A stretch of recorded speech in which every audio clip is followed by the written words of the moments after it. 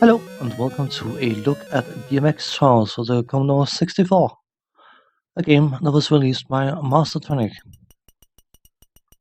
In the early mid-80s, BMX riding and racing and all that good stuff was very popular, and of course, the games being made reflected that trend, and there was an awful lot of BMX-related games being released, usually through the cheap range labels. In that regard, it would be easy to look at a game like this and say, well, it's just one amongst many. But that wouldn't do the game justice. In BMX Trials, as you can probably gather from the name of the game, you have various trials that you have to try and complete. If you complete them within the set time limit or distance requirement, you will qualify for the next trial.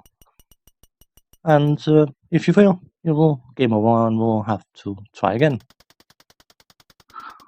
You can play this game one player or two players. If you play two players, you alternate, and that is something I will take advantage of after failing badly at doing wheelie.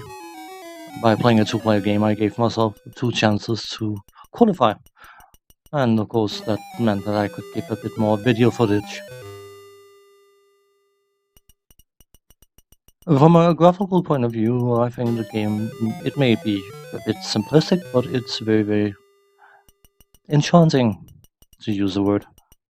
I could use any other word, but enchanting is such a nice word. The sound effects are a bit over the top, perhaps, but by and large, I do enjoy them. And of course, the jingles and the minimal amount of music in the game that exists is very fitting for the game and very enjoyable. One thing that really stands out for me with this game is basically its presentation. I know it sounds perhaps a bit silly, but someone obviously cared a lot about their game. And even though it was released at a quite low price, it can, from a overall point of view, easily stand side by side with many other higher priced games. I've been talking about the cheap range games before, and I will happily do it again, because there was a lot of good to be said for the cheap range games. Mastertronic, of course, was more or less the founder of the concept of mass producing and cheap range games. And of course, when you see someone doing something successfully, it encourages others to try and do the same. And other labels start popping up like Firebird and Codemasters and Players later on, and whatever else they were called. And of course, established software houses such as or software publishers, I think it's called, such as US Gold, Ocean, and others, realized that they could resell some of their known, famous, classic titles at a cheap range. Of course, that meant more sales. So labels like Kicks and Hit Squad and whatever else they were called start popping up. All, of course, benefiting the buyer. It's very easy to look at cheap-range games and just dismiss them outright because, well, they are cheap-range games. But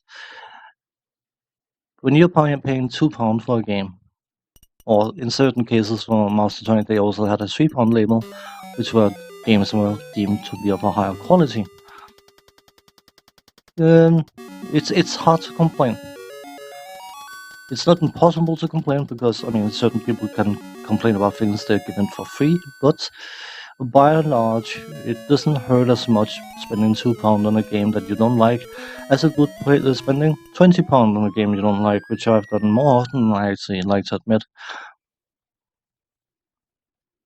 But because, of course, Mastertronic and other labels were constantly looking for games to release, they basically opened the floodgate for developers, hobby programmers, all that stuff. And in that regard, they, not by pure intentions, let's face it, they were trying to make some money. A business needs to make money, what a surprise. But they opened the door for a lot of people that may never have been able to get their games into public eyes, and of course, by that um, extension, not being noticed. I've mentioned it before that a lot of famous programmers, graphic artists, and of course musicians, specifically musicians, became very, very famous through the cheap labels.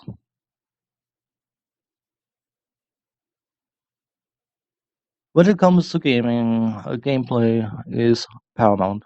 It doesn't matter how good something looks, how funky something sounds, if you can't stand to play the game. In the specific case of BMX Trials, it is relatively short once you start mastering it. I don't do that in this video, but it's relatively uh, conceivable to imagine that you could master it with some effort. And of course, if you do that, you can probably beat the game in 5, 6, 7 minutes. But you know what? It's not important how long a game is. The importance even is how you enjoyed your time with a game. Whether it's a 6-minute game or a 500-hour long game, did you enjoy that time? Did you think that those 6 minutes you just spent beating this game were the best 6 minutes of that day? Then that game couldn't have been completely bad, could it? And for me, BMX Trials is definitely an enjoyable, short little game. On that note, thanks for watching. Take care. See you next time. Bye bye for now.